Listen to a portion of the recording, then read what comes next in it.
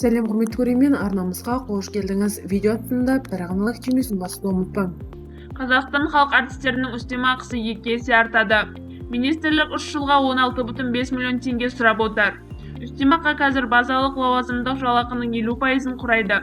Жоба қабылданса, ол 50%-ға дейін өседі.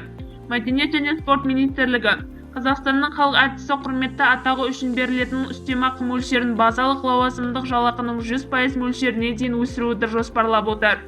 Бұл туралы ашық НКА порталында жарияланған үкімет қаулысының жобасынан белгілі болды. Бұған дейін ол базалық лауазымдық жалақының 50%-ін құрайтын еді. Бұл өзгерістер өнер қайраткерлерінің еңбегін бағалау, олардың кәсіби қасиеттерін дамыту және жетілдіру, кәсіби шеберлік деңгейін арттыруға және жаңа өнер туындыларын жасауға ынталандыру, жас буыннан шығармашылық өсуіне және ұрпақтар сабақтастығына қызығушылық арттыру мақсатында енгізіліп отыр.